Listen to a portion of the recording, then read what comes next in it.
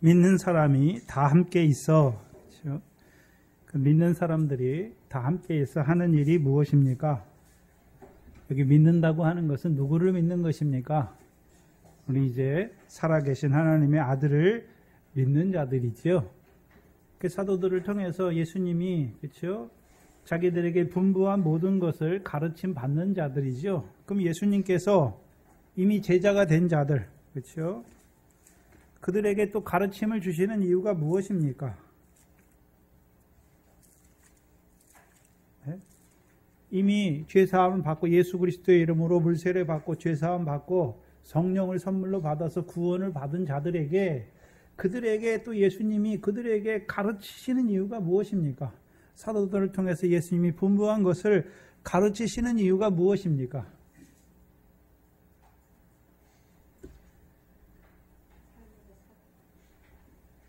하나님의 많은 아들들을 이끌어 영광에 들어가게 하시기 위한 가르침이죠.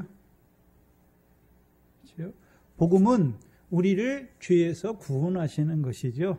그리고 성령을 선물로 받아서 하나님 나라 백성으로 살아가게 하는 것이죠. 그럼 진리는 무엇입니까? 진리는요, 하늘에 상이 있는 것을 가르치시는 것이죠. 근데 그 진리의 말씀을 가르쳐 주시는 거죠. 그래서 진리는 두 가지잖아요. 네? 자유케 하시는 진리가 있고, 진리의 성령이 오시면 우리를 어디 가운데로요? 진리 가운데로 인도하시는 것이죠. 두 번째 말하는 진리는 요한복음 17장 17절이죠. 아버지 저희를 진리로 거룩하게 하옵소서. 아버지의 말씀은 진리니이다.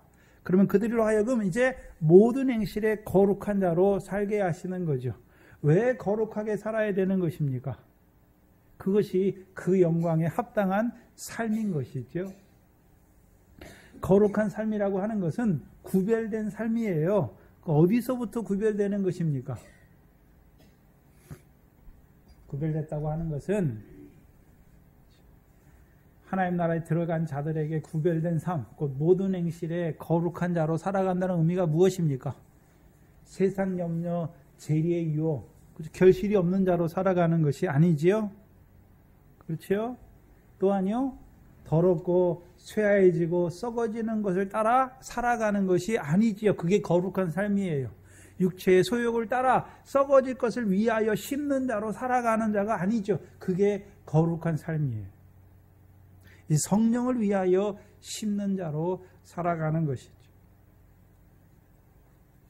그럼 믿는 자들, 이제 하나님의 아들이 오늘도 하나님 보좌 우편에 앉아 계시는데 앉아서 뭐 하십니까? 우리를 온전히 구원하시기를 원하시죠.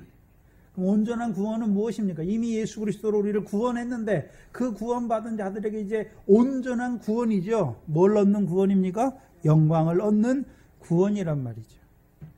그래서 성경에서 말하는 구원은 하나가 아니에요. 예수 믿고 구원받아 천국 가는 그 구원이 하나가 아니죠. 이미 구약 육적 이스라엘을 통해서 애굽에서의 구원, 광야의 멸망에서의 구원, 가나안 땅에서 사사들을 통해서 이루어 가시는 구원이 있는 것이죠.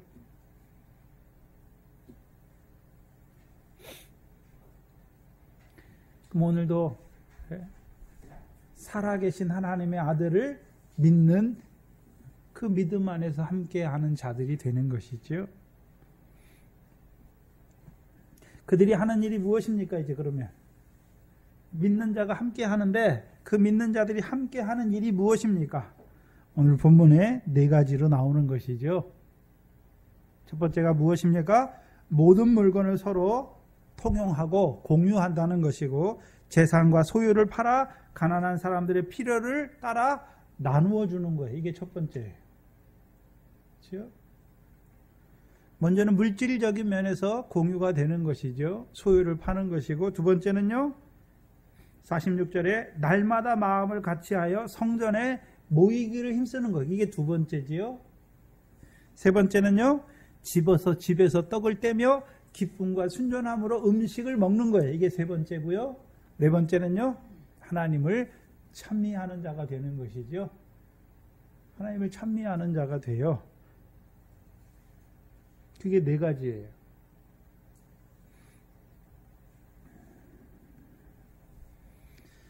그렇다면 자, 믿는 자들이 이제 살아계신 하나님의 아들을 믿는 자들이 그 아들이 오늘도 그들을 온전히 구원하시기를 아는 자, 구원하시기 위하여 그들을 위해서 간구하는 것을 아는 자들, 그렇죠? 그것을 아는 자들이 첫 번째 하는 일이 무엇입니까? 모든 것을 서로 융통하는 것이죠. 그리고 소유를 파는 거예요. 재산을 팔잖아요. 재산과 소유를 팔아 각 사람의 필요를 따라 나눠주는 것이죠. 그렇다면 생각해 봐야죠. 그러면 이들이 누굽니까? 사도들의 가르침을 받은 자들이죠. 그럼 사도들을 가르침 받는 제자들. 그럼 제자들의 삶이 어떠해야 되는 것입니까? 소유를 팔아 나누어 주는 것이죠. 그럼 이들이 그렇죠? 모든 물건을 공유하고 또 재산과 소유를 팔아 각 사람의 필요를 따라 나누어 주는 이유가 무엇입니까? 사도들의 가르침 중에 하나를 받았으니까, 그것을 깨달았으니까 이렇게 하는 것이죠. 그러면 믿는 사람이 함께 있는데 그 믿는 사람들이 뭘 알았습니까? 믿는데 주께서 오늘도 우리를 온전히 구원하시는 그 영광을 얻기에 합당한 자로 세우시기를 원하시는 주님, 그래서 우리에게 그 말씀을 제자들이 어떻게 살아가야 되는지를 가르치는 말씀을 받는 자들이 첫 번째 하는 일이 무엇입니까? 소유를 팔아서 가난한 자를 주는 것이죠. 마태복음 6장 19절입니다. 마태복음 6장 19절이죠.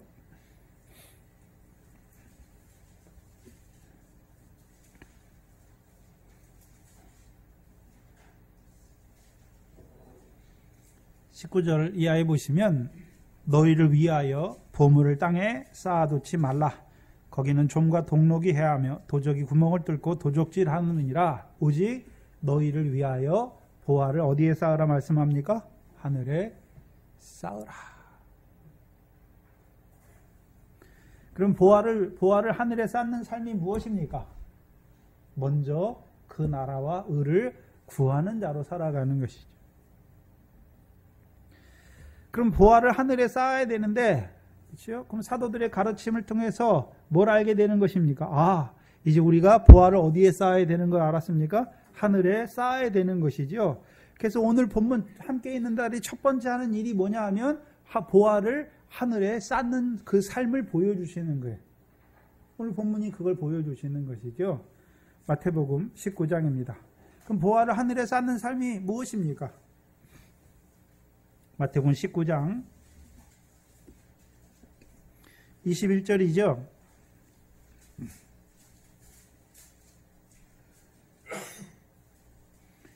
마태복음 19장 21절에 그 부자 청년에게 예수께서 21절에 예수께서 가라사대 내가 온전하고자 할진대 내 소유를 팔아 가난한 자를 주라. 그리하면 하늘에서 뭐가 있습니까?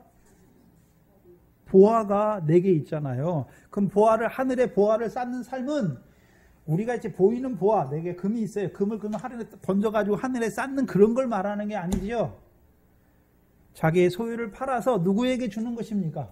가난한 자에게 주는 것이 어디에 보화를 쌓는 것입니까? 하늘에 보화가 있는 자로 살아가는 것이죠. 소유를 팔아 가난한 자를 주라. 그리하면 하늘에서 보화가 내게 있으리라 말하는 것이죠. 그럼 사도들의 가르침이 무엇입니까? 하늘에 보화를 쌓는 삶이 뭔지를 가르쳤잖아요. 그러니까 이들이 뭐 하는 것입니까? 아, 그것이 하늘의 보화를 쌓는 삶이고 그것이 영광에 들어가는 삶이구나 하니까 이제 첫 번째 하는 일이 무엇입니까? 자기의 소유를 팔아 가난한 자를 나누어 주는 것입니다. 나누어 주는 거예요. 근데 여기서 우리가 생각해야 될 것이 있는데 이들이 사도들의 가르침을 받았을 때 첫 번째 두려움이 생겼다고 그랬잖아요. 물론 큰 의미에서 두려움은 그렇죠. 그렇게 살지 못하는 거죠. 가르친 대로 살지 못하는 그 두려움이죠. 근데 더 작게 구체적으로 들어가면 그럼 사도들의 가르침을 받았을 때 뭘 해야 되는 줄 아십니까? 소유를 팔아 가난한 자를 줘야 되잖아요. 그게 하늘의 보화를 쌓는 삶이니까. 그럼 이 사람들이 무슨 생각을 하겠습니까? 소유를 팔아 살면 나는 뭘 먹고 살지? 이런 근심이 있단 말이죠. 걱정이 있는 것이죠. 육신의 목숨을 위해서 무엇을 먹을까 마실까 하는 염려가 일어나는 것이죠.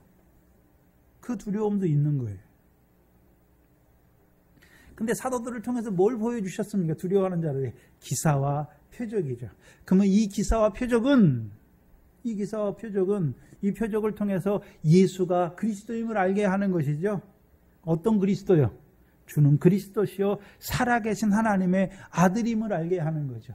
그럼 오늘도 살아계신 하나님의 아들이 우리를 위해서 간구하시는데 뭘 위해 간구하십니까? 온전한 구원을 얻게 하시기 위해서.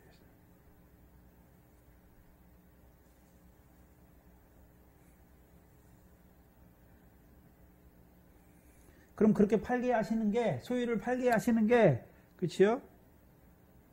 예수님 좋으라고 소유를 팔게 하시는 것입니까? 너희로 하여금 하늘의 보화가 있는 그 영광에 합당한 자로 살게 하시기 위해서 팔게 하시는 것을 알게 하시는 것입니까? 그것이 너희의 온전한 구원인 것을 알게 하시는 거죠. 그래서 부자 청년에게도 예수님이 뭐라고 말씀합니까? 네가 온전하고자 할진대 말하는 것이죠. 그 온전한 것은 무엇입니까? 하늘의 보화가 있는 삶이에요.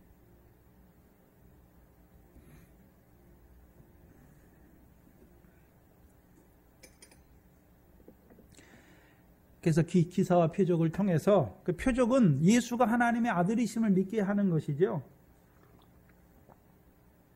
그렇죠. 그러면 사도들을 통해서 이미 제자가 된 자들에게 표적은 예수가 하나님의 아들인데 십자가에 죽으신 아들입니까? 부활하셔서, 그렇죠? 율법대로 온전케 된 그 아들이 오늘도 하늘에서 부활하셔서 하나님 보좌 우편에 앉으셔서 우리를 위하여 온전히 간구하시는 그 하나님의 아들을 믿는 자입니까? 그 하나님의 아들을 믿는 거예요. 아, 그러니까 우리에게 이 가르침 주시는 것은 그냥 가난한 자에게 주게 하는 것이 아니라 우리를 온전케 하시는 것이구나. 우리로 하여금 영광에 합당한 자녀로 세우시는 거나, 그거를 확실히 알게 되면, 믿는 자가 되면 소유를 파는 것이, 팔고 나서 뭘 먹을까 마실까 염려하는 것입니까? 파는 게 기쁨입니까? 소유를 하늘에 파는 것이 기쁨이지요. 그럼 파는 자로 살 때, 그럼 소유를 팔아서 가난한 자를 주면 그것이 먼저 그 나라 의를 구하는 삶인데, 먼저 그 나라 의를 구하면 하나님이 굶게 하십니까? 이 모든 것을 너희에게 더하여 주십니까? 더하여 주시는 거예요.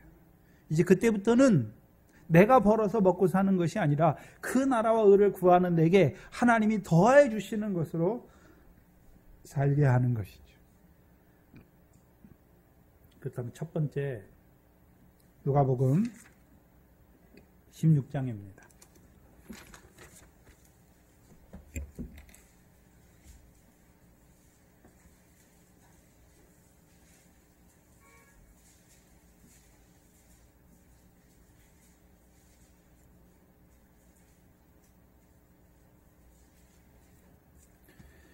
누가복음 16장 9절 이하에 내가 너희에게 말하노니 불의의 제물로 친구를 사기라. 그리하면 없어질 때에 저희가 영원한 처소로 너희를 영접하리라. 그렇죠? 그럼 예수를 믿고 나서 소유를 팔아 가난한 자를 준다는 의미가 계속해서 파는 게 아니지요. 한 번 파는 거예요. 한 번. 어떤 재물을 파는 것입니까? 불의의 재물이에요. 불의의 재물. 왜 불의의 재물입니까? 내가 날 위해서 벌은 거예요. 하나님이 주신 것이 아니라.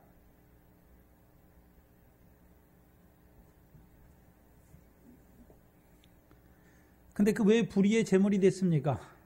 하늘에 쌓지 못했기 때문에 불의한 재물이 된 것이죠. 자기를 위해 세상에 쌓아놓은 거죠. 근데 이제 믿음이 있으니까, 그렇죠? 우리를 온전히 구원하시고자 하는 그 아들을 믿으니까, 또한 그 아들을 통해서 우리에게 제자가 된 우리에게 계속해서 가르침을 주시는 이유가 무엇입니까? 너희의 보화를 하늘에 쌓게 하시기 위해서.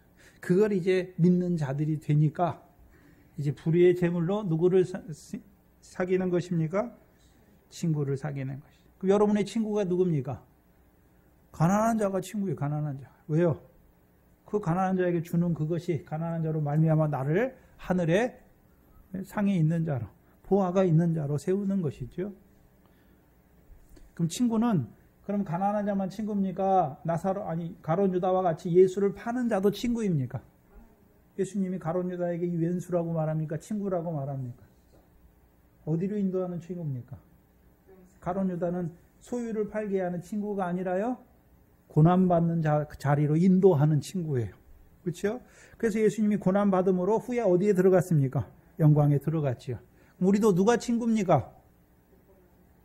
여러분에게 고난을 주는 자가 친구예요. 누가 친구입니까? 여러분의 남편이 친구예요. 믿음이 없는 여러분의 남편이 친구예요. 왜요?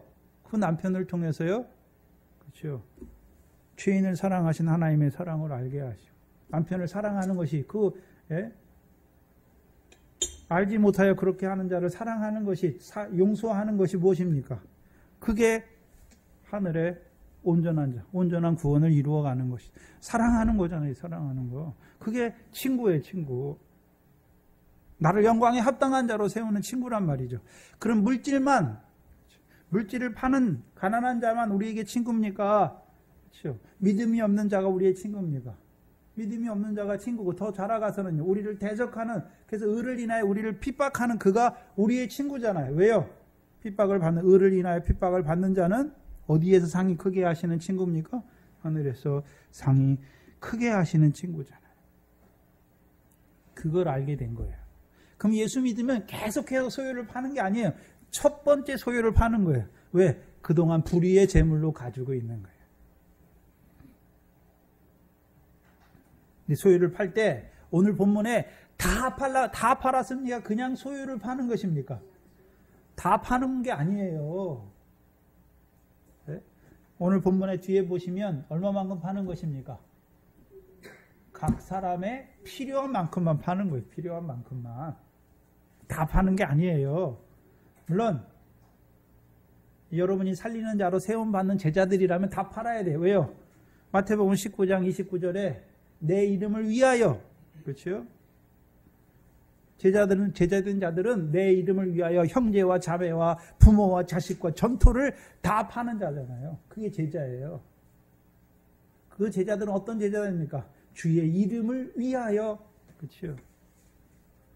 귀신을 쫓아내고 선지자 노릇하고 어부의 노릇하고 천국의 제자된 서기관 노릇하고 반석의 역사를 이루어가는 제자들. 사람 남는 어부와 천국의 제자된 일꾼의 서기관의 일과 반석의 일을 감당할 제자들은 다 팔아야 돼요. 그럼 모든 제자가 다 파는 것이 아니에요. 그러면 어떤 자가 팔게 되는 것입니까? 내 이름을 위하여 형제나 자매나 부모나 정토나 자식을 파는 자는, 버린 자는 금세에서 몇 배나 받고 내세의 영생을 받지 못할 자가 없는 것. 그럼 내세의 영생을 바라보는 자들은 이제 뭘 팔게 되는 것입니까? 다 파는 거예요. 다 파는. 재물만 파는 게 아니라 자식도 팔고 형제도 팔고 부모도 팔고 전토도 다 파는 것이죠. 그건 자라난 자의 소유. 버리는 거예요. 버리는 거. 전에는 내 자식이에요. 내 아내예요. 육체의 관계 속에만 남편과 자식과 아내죠. 그럼 뭐로 보고 있습니까? 육신의 남편의 관계 속에 보니까, 그렇죠? 이 사람이 육신적으로 나한테 못하면 나도 어떻게 합니까? 똑같이 하는 것이죠. 그러나 하나님께서 주신 남편, 하나님께서 주신 자녀, 그러면 이제 관점이 달라지잖아요. 육신의 관점이 아니라 영의 관점에서 보게 되는, 영원한 생명의 관점에서 보게 되는 거죠. 그럼 믿음 안에 함께 있으면요, 함께 유업을 받을 자라 알아서 귀히 여기는 것이고, 믿음이 없어요. 남편의 믿음이 없어요. 그럼 베드로전서 3장 1절 이하잖아요. 너희의 정결한 행실을 보므로 그 남편을 구원하는 자로 살아가야 하는 것이죠.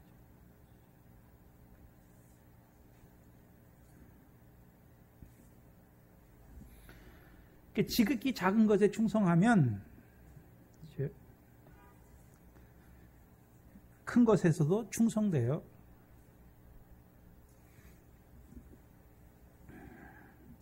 너희가 불의한 재물에 충성치 아니하면 누가 참된 것으로 너희에게 맡기겠느냐 말하는 것이요. 시작이 거기에요. 시작이.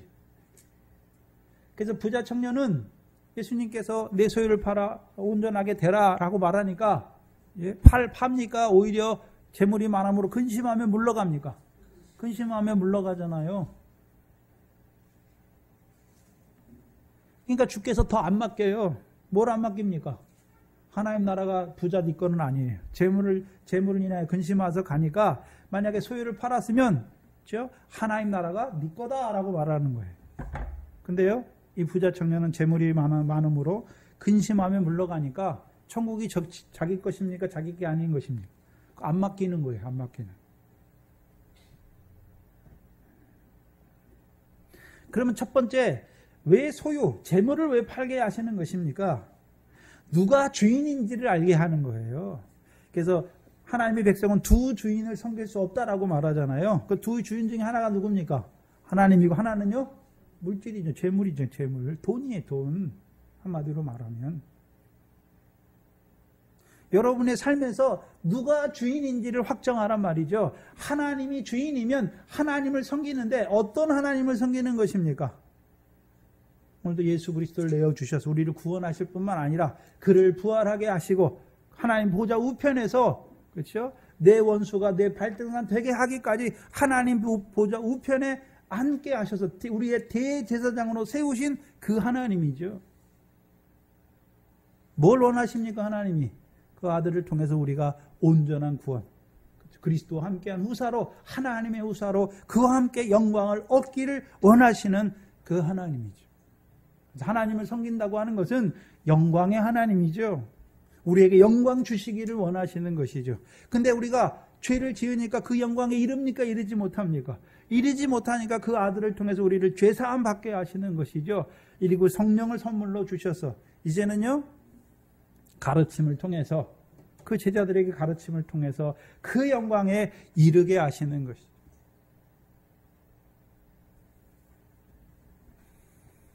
그 소유를 판다는 행위는 이제 하나님이 나의 주인입니다. 그렇죠? 근데 그 하나님이 어떤 하나님입니까? 그 아들을 통해서 나를 그 영광에 들어가게 하시는 하나님, 나를 온전케 하시는 하나님.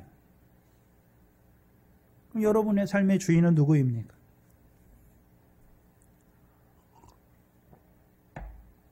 우리의 삶을 보면 알 수 있어요. 여러분이 뭐 때문에 직장에 가서 일하십니까? 뭐 때문에 일하나요? 돈 벌기 위해 일하십니까? 그럼 돈이 주인이에요. 돈의 노예로 사는 거예요. 그러면 예수 믿으면 뭐 세상 일을 하지 말라는 말입니까? 아니, 하는 거예요. 물질을 얻기 위한 세상 일을 하는 것이 아니라 그 나라와 의를 이루기 위한 세상 일이죠.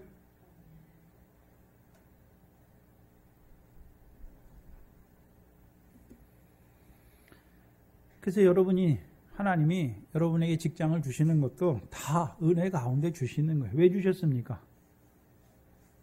직장에 충성하는 것이 아니라 하나님께 하는 거예요. 하나님께. 그리스도께 하듯 하는 거죠. 마음을 다해서. 사람에게 하듯 하지 말고 주께 하듯 하라. 왜요? 유업의 상을 주께 얻는 것이죠. 그래서 요셉이 가나안 땅에서 애굽의 종으로 팔려가죠. 보디발의 집에서 충성해요. 그럼 보디발에게 충성하는 것입니까? 자기를 보디발의 집에 하인으로 세우신 그 하나님 앞에 충성하는 것입니까? 자기를 보디발의 집에 세우신 그 하나님 앞에 충성하는 거예요. 여러분의 삶의 자리도 하나님이 나를 여기에 세우신 그 자리에서 충성하는 거예요. 작은 일에 충성하는 거예요. 하나님은 우리에게 큰 것을 바라지 않아요. 여러분이 세상 일을 하는 것도 주께 하듯이 마음을 다하여 하는 것을 기뻐하는 거예요. 세상 일을 할 때 여러분의 믿음의 양심에 꺼리지 않는 것은 다 하셔도 돼요. 직업에는 그래서 귀천이 없는 거예요. 왜요? 돈을 많이 얻는 직업이 요즘엔 귀한 직업이고 천하고 힘든 직업이 낮은 직업이잖아요. 지금은. 근데 하나님이 보실 땐 그렇지 않아요. 다 똑같은 일이에요. 상이 있느냐, 주께 하듯이 마음을 다하여 그 일을 하느냐, 아니면 돈 때문에 하느냐. 돈 때문에 하는 자는 뭘 얻기 위해서 하는 것입니까? 돈을 얻기 위해 하니까 그의 삶이 다 뭐의 노예가 되는 것입니까? 돈의 노예가 되는 거예요. 돈의 노예가. 그럼 돈이 왜 필요합니까? 재물이 왜 필요합니까? 육신의 목숨을 위해서 무엇을 먹을까 마실까 입을까? 그 입을 육신의 목숨을 위해서 먹고 마시고 입는 거 다 뭐가 있으면 다 됩니까? 돈 있으면 다 되죠. 근데 요즘에는요, 남들보다 더 좋은 것을 먹기를 원하고 더 좋은 집에, 더 좋은 차를 타기를 원하는 거잖아요. 왜요? 세상에서 한번 누려보려고 하는 거죠. 본질이 거기 있는 거예요. 육체와 마음이 원하는 것을 따라 사는 거예요. 여러분 남편이 돈을 많이 벌면 좋을 것 같습니까? 믿음이 없이 돈만 많으면 무슨 짓 합니까? 남자가 돈 많으면 하는 짓이 있어요. 육체의 본성을 따라서. 네?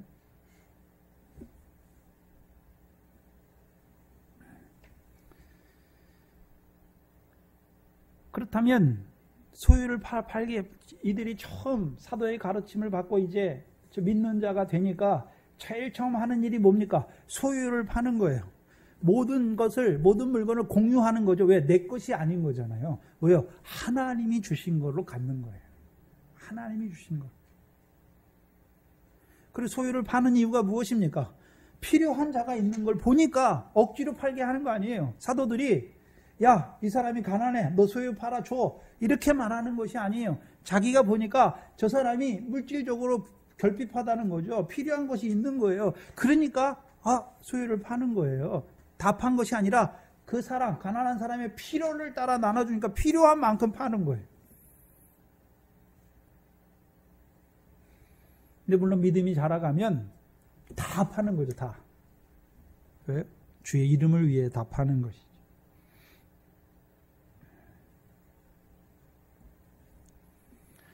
그럼 다 팔게 하시는 이유가 무엇입니까? 이제 먼저 그 나라와 의를 구하는 자로만 살아가게 하시는 거예요. 이제 내가 먼저 그 나라와 의를 구하는 자로 살았다는 표예요, 그게. 그렇죠? 오늘도 살아계신 하나님의 아들을 믿는 표가 뭡니까? 소유를 파는 거예요. 가난한 자를 주는 거예요. 그것이 하늘의 보화가 있는 삶인 것을 확신하는 것이죠.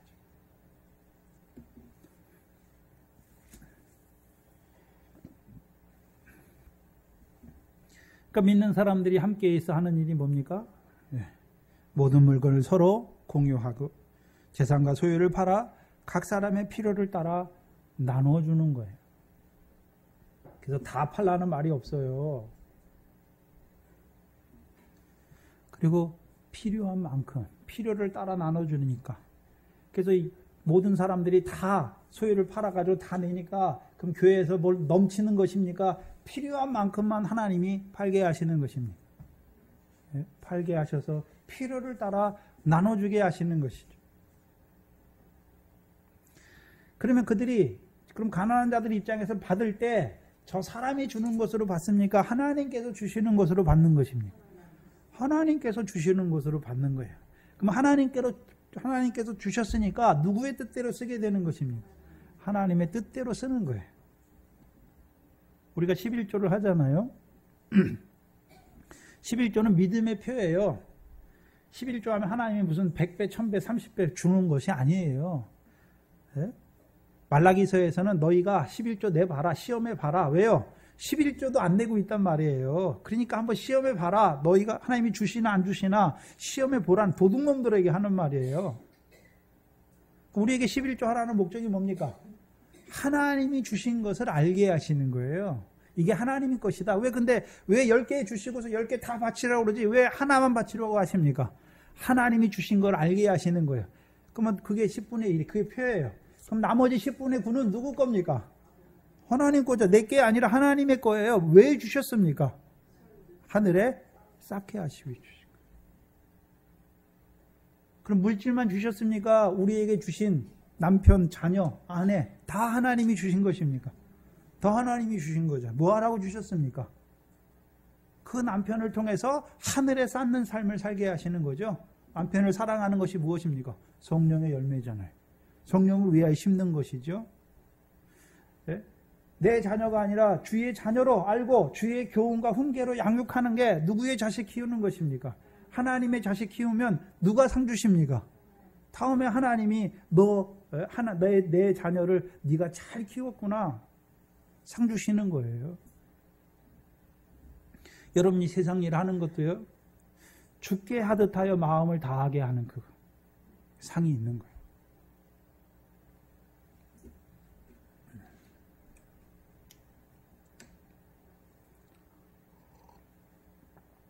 그래서 여러분이 직업의 자리에 가 있을 때, 그래도 오늘날 문제가 뭡니까? 예수 믿는 사람들이, 그렇죠, 부당한 일을, 상사가 부당한 일을 시켰을 때 그걸 해야 되는가 말아야 되는가? 해야 됩니까 말아야 됩니까? 자기 양심에 반하면 하면 안 돼요. 왜요? 죽게 하는 거니까 우리는. 그렇죠? 그래서 우리가 앞에 정부들이 그 공무원들이 엉뚱한 일을 하잖아요. 법에 벗어난 일을 하잖아요. 그렇죠? 그건 부당한 일이에요. 부당한 일을 하는 것을 거부함으로, 그렇죠, 많은 사람이 해고되고 뭐 그렇게 됐잖아요. 그렇죠? 그것 때문에 가난하게 된 자들을 돕는 것도 교회의 일이에요.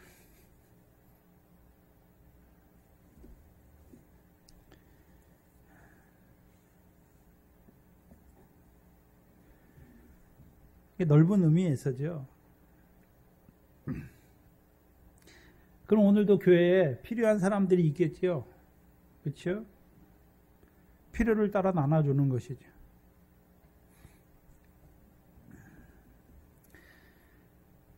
많이 거둔 자도 적게 거둔 자도 부족함이 없게 하시는 거예요. 왜요? 하나님이 주시는 거로 살게 하시는 거예요. 첫 번째 그들이 하는 일이 소유를 팔아서 가난한 자를 준다는 의미가 뭡니까? 단순히 소유를 팔아 가난한 자를 준다는 의미가 아니라 이제요, 하나님을 섬기는 자가 됐다는 거예요. 그렇죠? 하나님만 섬기는 자가 됐다는 것이죠. 그럼 하나님은 어떤 하나님입니까?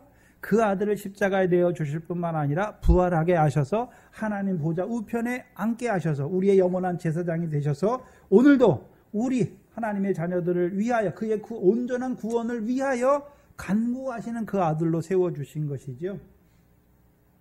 그 아들을 통해서 우리로 하여금요, 하나님의 영광의 유업을 얻는 자녀로 살리시기를 원하시는 그 하나님만을 섬기는 자로 살아가게 하시네.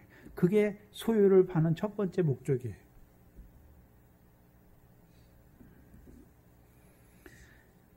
그럼 두 번째, 믿음이 있는 자들이 함께하는 그 두 번째, 함께하는 자들이 하는 일의 두 번째 역사가 무엇입니까? 그것만 하는 것이 아니라 두 번째는요, 날마다 마음을 같이하여 성전에 모이기를 힘쓰는 거예요. 그러면 마음을 같이 하려면, 그렇죠? 마음을 같이 하려면 뭐가 같아야 마음이 같을까요? 뜻이 같아야 마음이 같은 것이죠. 그럼 우리에게 누구의 뜻을 알려주셨습니까? 하나님의 뜻이죠. 누구를 통해서요? 그 아들 예수 그리스도를 통해서 하나님의 뜻을 알려주셨어요. 뜻이 하늘에서 이룬 것 같이 이 땅에서도 하나님의 뜻이 무엇인지를, 우리에게 이루고자 하는 하나님의 뜻이 무엇인지를 알려주셨단 말이죠. 그게 예수님의 가르침이에요.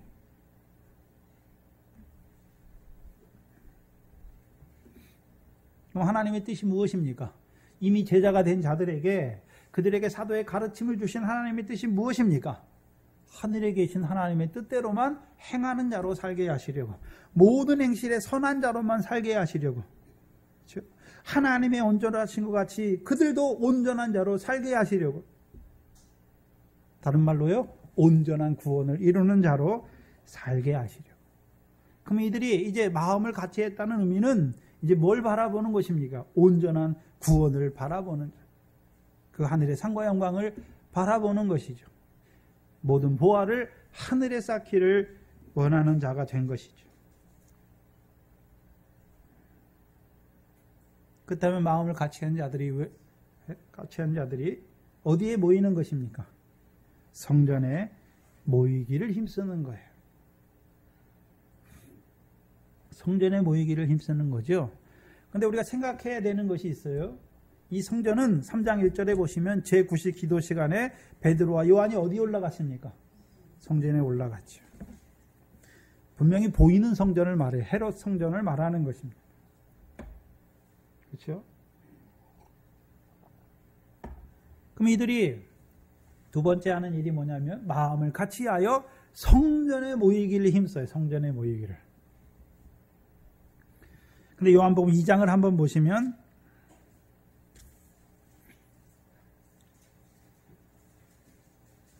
2장 19절로 22절이죠.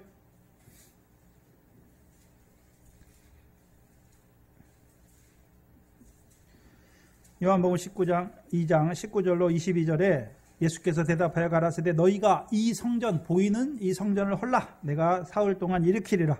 유대인들이 가로되 이 성전은 46년 동안 지었거늘 내가 3일 동안에 일으키겠느냐 하더라. 그러나 예수는 성전된 자기 육체를 가리켜 말씀하신 것이라. 죽은 자 가운데서 살아나신 후에야 제자들이 이 말씀하신 것을 기억하고 성경과 및 예수의 하신 말씀을 뭐 했습니까? 믿었지요.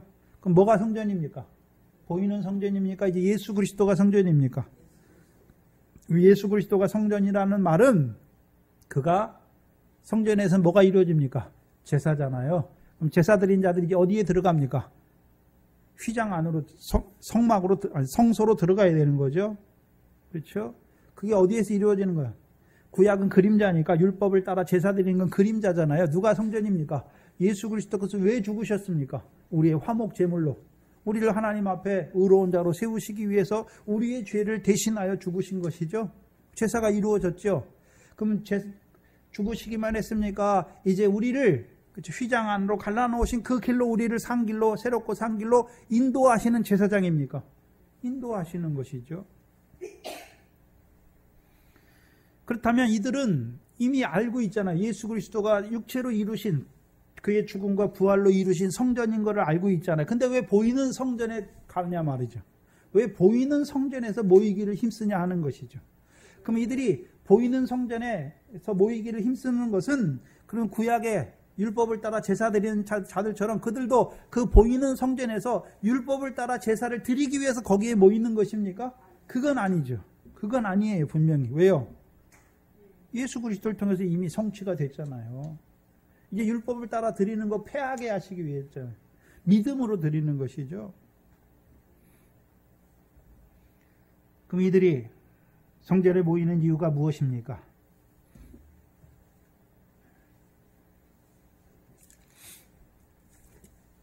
네? 사도행전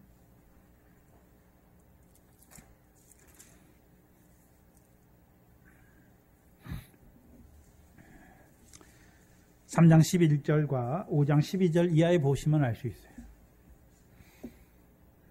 사도행전 3장 11절 이하에 이제 베드로가 성전에 올라가다가 나면서부터 안진뱅이 된 자를 낫게 했지요.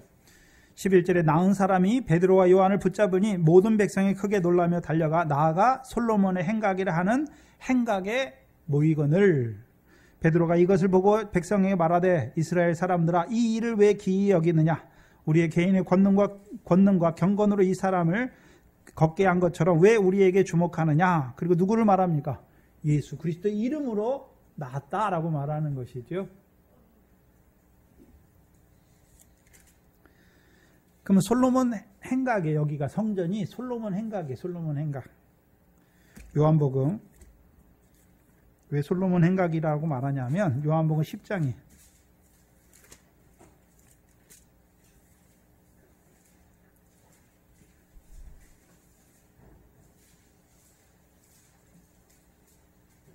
요한복음 10장 22절 이하에 보시면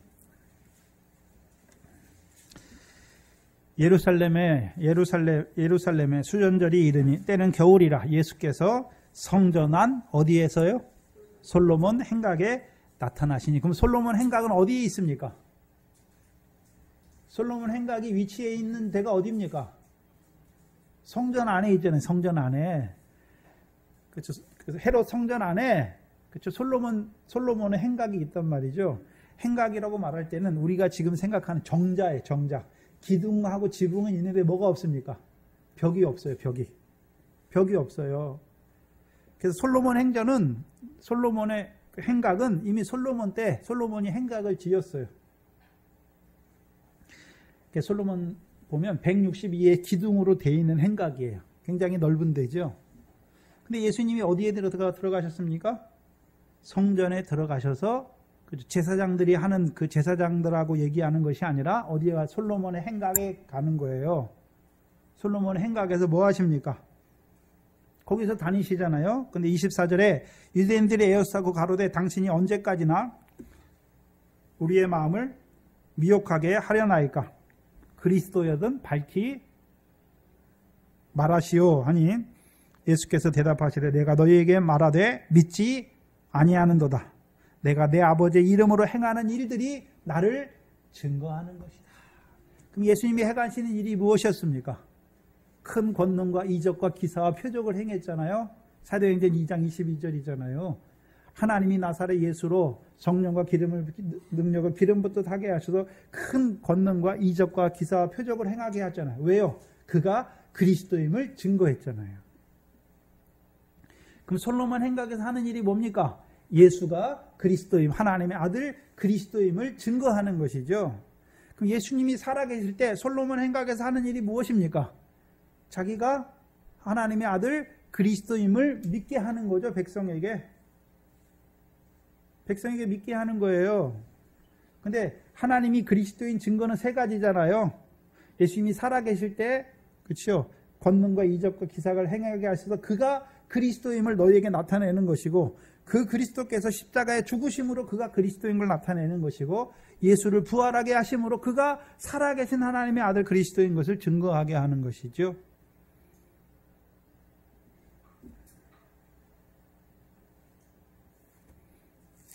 그렇다면 사도행전 5장을 보시면 5장 12절로 16절에 그게 그대로 나와요. 근데 조금 예수님 때보다 진화돼서 발전돼서 나오죠. 사도행전 5장 12절 이하에 사도들의 손으로 민간의 표적과 기사가 많이 되매 믿는 사람들이 다 마음을 같이 하여 어디에 모였습니까? 솔로몬 행각에 모였잖아요. 누가 모였습니까? 믿는 사람들이 모였어요. 13절에 그 나머지는 감히 그들과 상종하는 사람이 없으나 백성이 칭송하더라. 믿고 주께로 나오는 자가 더 많으니 남녀의 큰 무리라. 그럼 솔로몬 행각에서 뭘 가르쳤습니까? 그 표적과 기사를 행한 뜻이 무엇인지를 가르치는 것이죠. 그럼 표적을 통해서 누구를 드러내는 것입니까? 예수가 하나님의 아들 그리스도임을 믿게 하는 것이죠. 그래서 표적은 요한복음 20장 31절의 표적은 예수가 하나님의 아들 그리스도임을 믿게 하는 표적이잖아요. 그럼 사도들이 이제 행하는 표적은 무엇입니까? 예수가 하나님의 아들 그리스도임을 믿게 하는 거예요. 근데 누구에게요? 안 믿는 자들에게 하지. 안 믿는 자들에게 예수가 우리를 위해서 죽으시고 그를 하나님이 부활하게 하셔서 주와 그리스도가 되게 하신 것을 나타내 주시고 그 예수 그리스도 이름으로 세례를 받는 자들이 구원을 얻는 것이죠.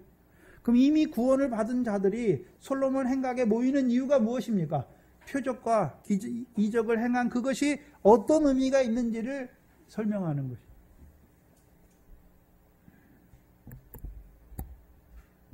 그렇다면 이들이 솔로몬 행장, 성전에 모이기를 힘썼다고 하는 것은 대제사장들이 제사를 집내야 하는, 그래서 율법을 따라 제사 드리기 위해서 거기에서 모이는 것이 아니라 솔로몬 행각에 모이는 거예요. 그렇죠? 그래서 거기서 뭘 증거합니까? 예수가 그리스도임을 증거하는 것이죠. 그 일을 왜 하는 것입니까? 왜 솔로몬 행각에 가가지고 그 일을 하고 있습니까? 그러면 이 사도들, 그렇죠? 이 초창기의 제자들 있잖아요. 제자들, 함께 믿는 자들, 믿었던 자들, 아직 이방인에게 하나님이 그들을 돌아오게 하시는 아직 모르잖아요. 자기들을 증인으로 세운 걸 알잖아요. 구원을 얻기 위한, 구원을 이루기 위한 증인이죠. 누구를요? 육적 이스라엘을 구원할. 그럼 그들이 어떻게 구원을 얻어야 됩니까? 예수 그리스도 이름으로 세례를 받고 죄사함을 얻고 성령을 선물로 받아야 뭘 얻습니까? 구원을 얻는 것이죠. 그러면 그러면 율법을 따라, 이제 아브라함의 아들 자손들이잖아. 육적 이스라엘이 율법을 따라 드리는 날이 다 어디 가서 제사 예배하나요? 성전에 가서 예배하니까, 그럼 이들이 이들과 같이 성전에 제사하기 위해서 올라가나요? 성전에 아직도 그림자인 율법을 따라 성전에 제사하는 자들을 예수 그리스도의 이름으로 세례 주어서 그들로 하여금 구원을 얻게 하시기 위해서 거기에 가고 있는 것입니까? 그게 성전에 모이기를 힘쓰는 거예요. 그렇다면 이들이 그렇죠? 솔로몬 행각에 모이는 것은 그렇죠? 예수가 그리스도임을 알게 하기 위해서죠. 그럼 예수가 그리스도라는 의미는 예수가 너희를 위해서 율법의 저주에 속량하시기 위해서 십자가에 죽으셨다라고 증거하는 것이고, 그를 하나님이 다시 살리셔서 그렇죠? 주와 그리스도가 되게 하셔서 성령을 부어주신다라고 말하는 것이죠.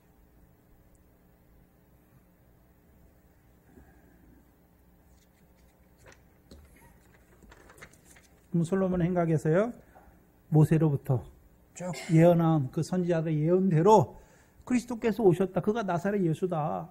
그가 십자가에 죽으셨다. 그가 부활하셨다라고 증거하는 것이죠.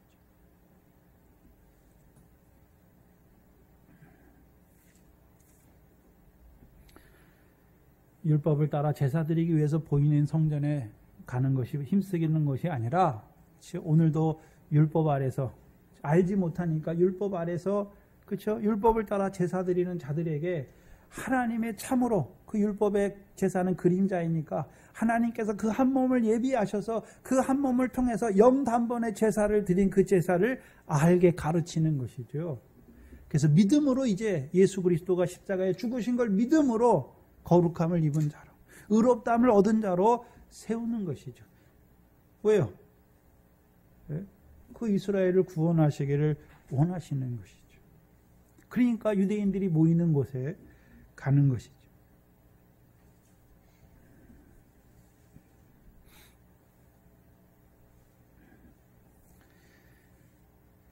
세 번째 하는 일은 무엇입니까? 그 성전에 가는 것은 이제 거기서요, 예수가 그리스도임을 선포하는 거예요. 복음을 증거하기 위해서 가는 것이고, 그 다음에 세 번째는요, 집에서 떡을 떼며 기쁨과 순전한 마음으로 음식을 먹는 것이죠. 이 집에서. 물론 보이는 집도 되지만 누가 집입니까? 너희가 하나님의 집이다 라고 말씀하는 거죠. 성전이죠. 우리가 하나님의 성전 됐잖아요. 하나님의 집이 뭡니까? 하나님의 성전이잖아요. 그럼 예수 그리스도가 성전이고, 그 예수 그리스도의 십자가와 부활을 믿는 우리가 뭡니까? 하나님의 성전이잖아요. 성령이 거하는 하나님의 성전이죠. 근데 초창기에는 그냥 집이에요, 집. 집에서 모여서 떡을 떼죠. 그럼 그 집에는 뭐 하기 위해서 모였습니까? 떡을 떼기 위해서 모인 집이죠. 그러면 보이는 집이 성전입니까? 떡을 떼기 위해서 모인 자들이 성전입니까? 누구든지 내 이름으로 모인 곳에 누가 함께 하신다고 그랬습니까? 주께서 함께 하시는 것이죠. 주의 이름으로 모이는 곳이에요. 그럼 거기서 뭘 떼십니까? 떡을 떼시죠, 떡을.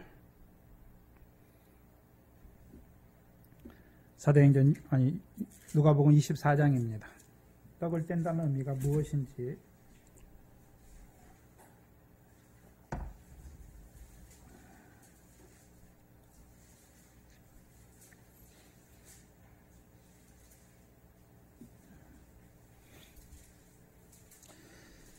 엠마오로 내려가는 제자들 30절에 보시면, 30절에 저희와 함께 음식을 잡수실 때에 떡을 가지사 축사하시고 떼어 저희에게 주시매. 예수님께서 하시는 일이 무엇입니까? 떡을 떼어 저희에게 주시는 거예요.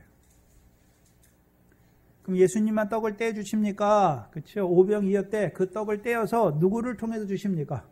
제자들을 통해서 주시는 것이죠. 그럼 떡을 뗀다는 의미가 뭘까요? 이미 이들은 예수를 믿었잖아요. 지금 믿는 자들이잖아요. 그래서 집에서 함께, 성전에 모일 때에는 아직 안 믿는 유대인들이 있으니까 그들에게 복음을 전하기 위해서 모인 것이고, 이제 집에 모일 때는 믿는 자들만 모이는 거죠. 그래서 믿는 자들이 하는 일이 뭡니까? 떡을 떼는 거예요. 그럼 떡을 뗀다는 의미가 뭡니까? 보이는 떡을 말하는 것입니까? 예수님께서 내가 곧 생명의 떡이다라고 말했습니까? 내가 곧 생명의 떡이다. 그렇죠? 내가 생명의 떡이니 내게로 오는 자는 결코 줄이지 않을 것이요. 나를 믿는 자는 영원히 목마르지 않을 것이다. 그럼 떡을 떼는 것은 누구에게 나아가게 하는 것입니까? 주께 나아가게 하는 거죠. 그럼 주께 나아가게 하면 주께서 결코 뭐하지 않게 하십니까? 줄이지 않게 하시는 것이죠. 또한 그 믿는 자에게는요, 목마르지 않게 하세요. 그래서 양식을 떡을 말할 때에는 생명의 떡인데 그 생명의 떡은 두 부분으로 돼 있어요. 먹는 것과 마시는 것으로 돼 있어요. 그렇죠? 그 떡을 떼는 거예요. 성찬을 말하는 거죠. 주의 몸과 주의 잔에 참여하는 것이죠. 그럼 떡을 떼어주는 것은 그냥 성도들끼리 떡을 떼는 것이 아니에요. 누구를 세워서요? 사도들을 통해서 떡을 떼어주시는 것이죠. 그래서 마태복음 24장 45절에 때를 따라 양식을 나눠주는 종에 대해서 말하잖아요. 그 양식을, 그렇죠? 양식을 하나님의 백성에게 무슨 양식입니까? 생명의 떡을 나눠주는 것이죠. 그렇죠? 근데 누구에게 나눠줍니까? 줄이고 목마른 자에게. 내가 줄인 줄 알아야죠. 내가 그것이 생명의 떡이고 그것이 나에게 생수인 것을 아는 자들에게 나눠줘야 되는 거예요. 그걸 알지도 못하면요. 의에 줄이지 못하면 나오지 못해요. 목마르지 못하면 나오지 않아요. 집에 모이는 자들은 왜 모였습니까? 줄인 거예요. 목마른 것이죠. 의에 줄이고 목마른 거예요. 그들에게 떡을 떼어주시는 거예요.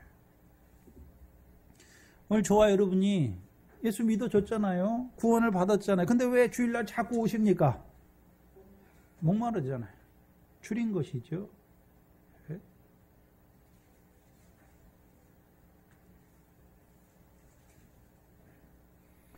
그래서 떡을 떼어주는 자들과 그럼 떡을 받은 자들. 그래서 예수님께서도 그 엠마오로 가는 자들 축사하시고 떡을 떼어 저희에게 주시는 것이죠. 그러니까 그 떡을 받으니까 저들의 눈이 밝아서 이제요 성경을 풀어주신 것이 마음이 뜨거워지는 것이죠. 그래서 떡을 떼는 것과 이제 기쁨과 순전함으로 음식을 먹는 거에 차이가 있는 거예요. 떡을 떼는 일은 누구를 통해서 하십니까? 주께서 세우신 자들을 하는 것이고, 그럼 그 뗀 떡에 참여하는 자들은 이제 기쁨과 순전함으로 뭘 먹는 것입니까? 음식을 먹는 거예요. 음식. 여기서 말하는 음식은 육적인 음식을 말하는 게 아니에요. 세례요한의 음식이 뭡니까? 메뚜기와 석청이다. 그 사도 바울도 담메색에서 회심하고 나서 그렇죠? 음식을 먹음에 강건하여지는 것이죠. 강건하게 하시는 것이죠. 그러면 일반 음식을 먹을 때 그냥 우리가 보이는 육적인 음식을 먹을 때 뭐 순전한 마음으로 먹는 것입니까? 아니잖아요. 기쁨과 순전한 마음으로 먹는 것입니까? 물론 기쁨이 있죠. 근데 순전한 마음으로 먹는다는 것은 표현을 안 쓰잖아요. 왜요? 예수님께서 말씀하셨듯이 입으로 들어가는 것은 우리를 더럽게 하는 거나 그 육적인 것은 더럽게 하지 않잖아요. 왜요? 입에서 들어가서 뒤로 나오니까. 그렇죠? 그럼 육신에 들어가서 뒤로 나오는 걸 먹을 때는 기쁨과 순전함으로 이렇게 먹어야 됩니까? 그럴 필요가 없는 것이죠. 그냥 하나님께서 육신의 양식으로 주신 거. 근데 육신을 왜 주셨습니까? 영의 일을 위해 육신코도 주셨습니까? 그걸 위해서 먹으면 되는 것이죠. 근데 여기서 떡을 떼어 주셨잖아요. 그럼 떼어 먹은 자들이 이제 기쁨과 순전함으로 뭘 먹어야 됩니까? 음식이잖아요. 그럼 음식이라고 할 때는 먹는 것과 마시는 것이 포함되어 있는 거예요. 두 개가.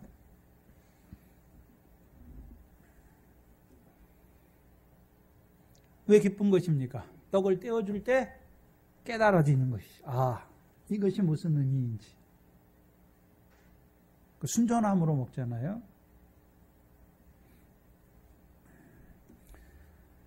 이 순전하다는 단어는 우리가 생각하는 그런 순전의 단어가 아니라 여기 한 번 쓰이는 단어예요. 깨끗하다라는 의미예요. 왜요? 떼어주시는 것은 목회자를 통해서 떼어주시지만 오늘도 이 말씀을 받는다고 다 깨닫습니까? 깨닫는 자들만 기쁨과 순전함으로 먹게 되는 것입니까? 어떻게 먹습니까? 내게 주시는 생명의 양식으로 먹고 마시게 되는 것이죠. 육적 이스라엘의 광야 생활할 때 만나와 반석의 물을 주셨죠. 근데요, 깨닫지 못하는 자들은 기쁨이 없어요. 그러니까 박한 식물이다 말하죠. 그러나 신령한 식물과 음료로 주신 것을 깨달은 자들은 어떻게 됩니까? 기쁘는 것이죠. 기쁨과 순전함으로 먹는다는 의미는 육적인 음식으로 먹는 것이 아니라 떡을 떼어 주셔서 그 떡을 통해서 신령한 양식과 음료로 먹고 마시기 위해서 우리를 자라게 하신 그 기쁨과 순전함이 있는 것이죠. 또한 순전하다는 의미는 그 말씀은요, 순전한 말씀이에요. 왜요? 우리가 그 말씀대로 살아야 되는 것이 아니라 그 말씀은 살아서 운동력이 있어요. 그렇죠? 그 말씀을 믿는 자에게 그 말씀이 살아서 역사하는 것이에요. 믿음은 하나님의 말씀을 믿는 거예요. 먼저는 하나님이 보내신 자를 믿는 것이고 예수 그리스도를 믿는 것이고 또한 예수 그리스도의 가르침을 믿는 거예요. 그럼 두 번째 믿는다고 하는 것은 말씀을 믿는 건데 그 말씀은 죽었습니까? 살아있습니까? 살아있잖아요. 그럼 믿는 자에게 그 말씀대로 이루어 가시는 것이죠.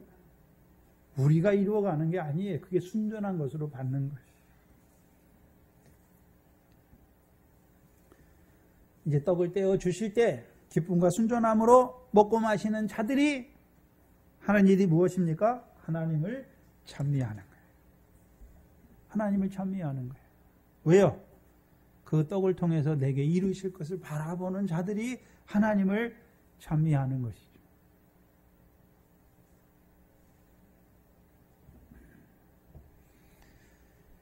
또 하나님만 찬미합니까? 그들의 생활이 백성에게 칭찬을 받는 생활입니까? 마태복음 5장 16절이죠. 이같이 너희 빛을 사람 앞에 비추게 하여 저희로 너희 착한 행실을 보고 하늘에 계신 너희 아버지께 영광을 돌리게 하라.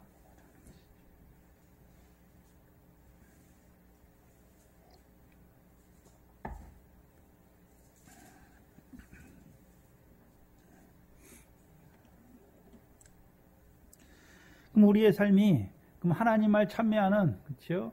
오늘도 그 생명의 양식을 우리에게 더하셔서 우리가 기쁨과 순전함으로, 그렇죠? 그 양식을 먹게 하시는 하나님만 찬미하는 것입니까? 그 먹은 삶이, 그렇죠? 착한 행실로 드러나야 되는 것입니까? 착한 행실로 드러나야 되는 거예요. 그래서 여러분의 삶이 착한 행실로 드러나는데, 그렇죠? 그 착한 행실을 누가 제일 처음 알아봅니까? 여러분 가장 가까이 있는 사람이 알아봐요. 우리 아내가 예수 믿더니 변했네. 그렇죠? 그걸 아는 거예요. 우리 아내가 옛날에 나랑 똑같이 세상 거 즐거워하고 그렇게 살았는데 예수 믿더니 좀 뭐가 변했어요. 변했어. 네? 예수 믿는데 예수 안 믿는 나하고 똑같아. 네? 성질 날 때 화내고 뭘 하고 욕하고 뭐하고 세상 욕심 가득하고. 그럼 뭐라 그런지 아세요? 네가 믿는 신이 살아있는지 내가 모르겠다. 왜요? 하나님 없는 너 신을 안 섬기는 나랑 너랑 생활이 똑같으니까. 우리가 예수를 믿는다고 하는 것은, 우리가 오늘도 생명의 양식을 먹는다고 하는 것은 우리의 삶의 변화가 기본적으로 되는 거예요. 근데 문제는 뭡니까? 깨닫긴 깨달았는데 그게 내 삶에 드러나지 않는 게 문제잖아요.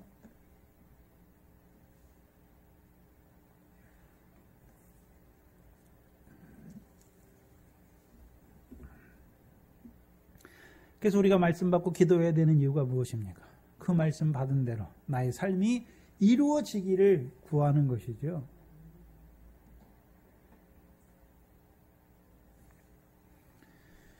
그 우리의 삶을, 이 말씀을 통해서 오늘 우리의 삶을 비춰봐야 되는 것이지, 이때 이 사람들이 이렇게 했더라, 그게 아니에요. 오늘도 믿고 계십니까? 오늘도 살아계셔서 하나님 보좌 우편에서 살아계셔서 오늘도 우리를 온전히 구원하시기 위해서 간구하시는 그 대제사장을 믿고 있습니까? 그래서 오늘도 우리를 새롭고 산 길로 인도하시는, 그렇죠? 오늘도 우리를 그 영광에 들어가게 하시는 그 주님의 역사를 믿습니까? 그 영광에 들어가게 하시기 위해서 오늘도 그 생명의 떡으로 우리에게 나누어 주셔서 우리도 그 말씀을 깨닫게 하시고 내게 그 말씀을 통해서 이루실 것을 깨닫게 하셔서 기쁨과 순전함으로 그 양식을 하나님의 양식을 먹고 마시게 하시는 이유를 깨닫고 있습니까? 그렇다면 오늘 누구를 찬송해야 될까요? 그 하나님을 찬송하는 것이죠. 그렇죠? 그리고 우리의 삶이 그렇죠? 하나님을 찬송하는 것하고 세상에서 사는 삶하고 다른 게 아니죠. 세상에서도요, 우리의 착한 행실로 저희로 하여금 하나님께 영광을 돌리는 자로 살게 하는 것이죠. 그렇게 살 때 주께서 구원받는 사람은 날마다 더하게 하시는 것입니다.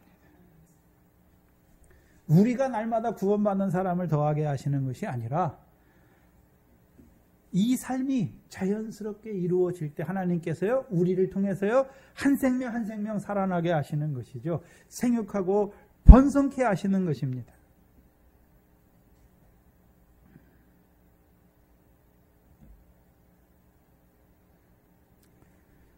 구원을 이루어 가시는데 오늘도 누구를 통해서요?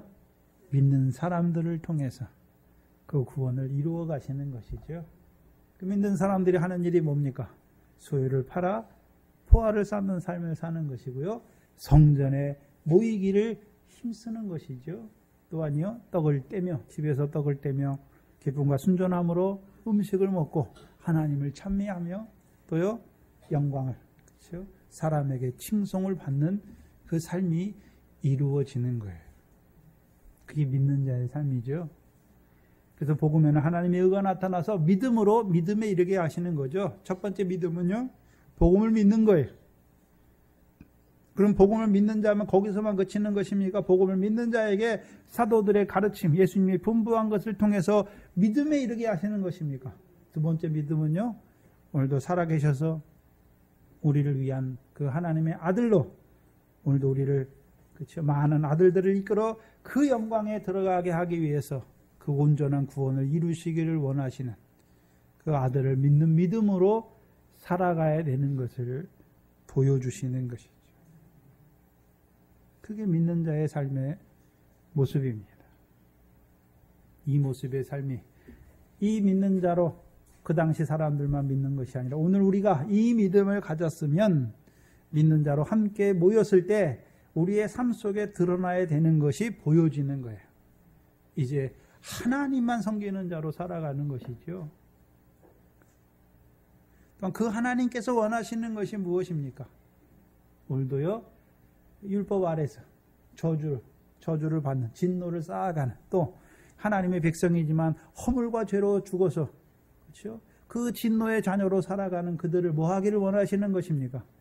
예수 그리스도를 증거함으로 그 복음을 전파함으로 그들도 구원을 이루시기를 원하시는 것이죠.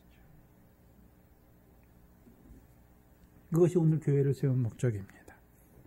교회는 구원의 역사를 위해서 세우신 거예요. 사람의 모임이 아니에요. 그 구원을 위해서 먼저는 복음으로 구원하는 것이고 이제 복음으로 부르신 그렇죠? 제자가 된 자들에게요, 이제 두렵고 떨림으로 그 구원을 이루어가는 자도 세워가는 그 구원을 이루는 곳이 주의 이름으로 모이는 곳이죠. 그렇죠? 오늘도 그럼 동산교회가 해야 되는 일이 무엇입니까? 먼저 믿는 거예요. 먼저 뭘 하는 것이 아니라 믿는 거예요. 믿는 거. 그 아들을 통해서 우리에게 이루어가고자 하시는 그 하나님의 뜻을 믿는 거예요. 또한 그 뜻이 우리에게 이루어지기를, 이 동산교회에 이루어지기를 믿는 것이죠. 믿는 자에게 하나님께서 그 믿음대로 그들을 통하여, 그 믿음 있는 사람들을 통하여 구원받는 사람들을 날마다 더하게 하실 것입니다.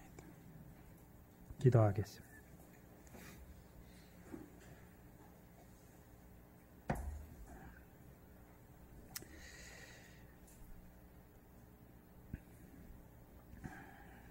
이방인을 믿음으로 의로 여기실 것을 성경이 먼저 아브라함에게 말씀하시고 그 믿음의 조상들에게 알게 하셔서 그들의 입을 통해 예언하게 하신 대로 그 아들이 오셔서 고난 받으시고 이제 부활하셔서 주와 그리스도가 되게 하셔서 되셔서 그 예수 그리스도의 이름으로 물세례 주실 뿐만 아니라 죄사함을 얻게 하시고 성령을 선물로 주셔서 이제 우리를 패역한 세대 가운데서 구원을 얻은 자로 그 하나님 나라의 백성으로 살아가게 하실 뿐만 아니라 오늘도 그 사도의 가르침을 통하여 이제 그 제자된 자들의 삶이 어떠해야 됨을 가르쳐 주시고 그 가르침을 인하여 두려워 떨림으로 살아가는 자들에게 그 사도들을 통하여 기사와 표적을 통하여 오늘도 하나님 보좌 우편에 앉아 계신 살아계신 그 하나님을 믿는 믿음의 자리에 우리를 세우신 아버지 하나님 감사합니다. 이제 믿는 믿음으로 함께 모이게 하셨사오니 믿는 자들에게 이루어지는 그 역사가 오늘 이 교회에 이루어지게 하셔서 오늘도 이 교회가 이제 그 하나님만 섬기게 하시고 이제 성전에 모이기를 힘쓰게 하시고 떡을 떼며 기쁨과 순전함으로 음식을 먹고 그 하나님을 찬미하며 또한 우리의 삶이 착한 행실로 하나님께 영광 돌리는 그 삶이 이루어지는 그 하나님의 교회가 되게 하여 주시옵소서. 이 교회를 이 영생의 말씀으로 세워주셔서 오늘도 그 영생의 말씀이 증거되게 하심으로 그 영생 얻는 그 구원으로 생육하고 번성하기를 원하셔서 이곳에 주의 몸된 교회를 세워주시니 감사합니다. 이 교회에 속한 권속들 늘 떡을 떼어주셔서 기쁨과 순전함으로 그 양식을 먹고 마심으로 저들의 삶이 그 하나님을 증거하는 삶이 하나님께서 이루신 큰 일을 증거하는 삶이 되게 하실 뿐만 아니라 저희의 삶이 착한 행실로 사람들로 하여금 하나님께 영광 돌리는 그 삶을 이루어가는 그 하나님의 살아계심을 증거하는 그 백성들로 살아갈 수 있도록 인도하여 주시옵소서. 감사합니다. 예수님의 이름으로 기도하옵나이다. 아멘. 찬송가 268장입니다.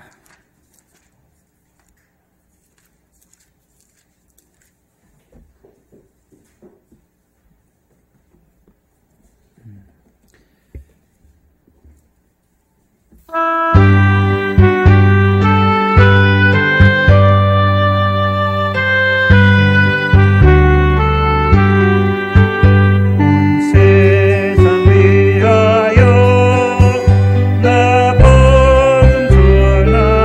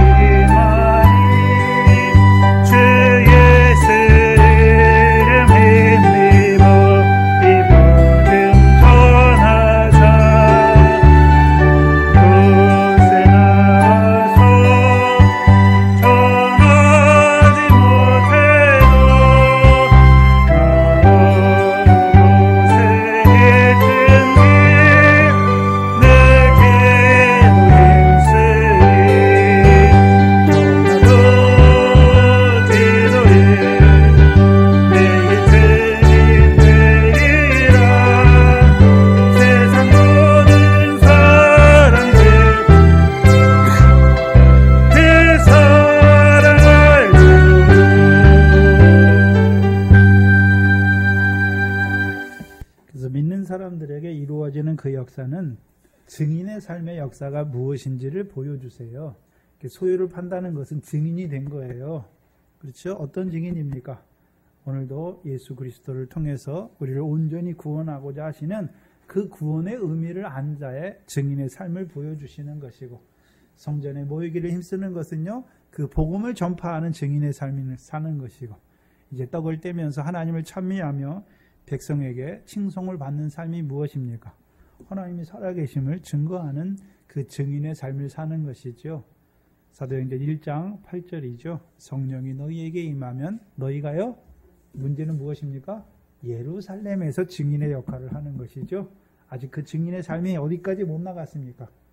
세상 끝까지는 아직 못 간 것을 보여주시죠. 그럼 예루살렘에서 증인의 일을 하게 하시는 이유가 무엇입니까? 그 교회가 생육하고 번성케 하는 것이죠.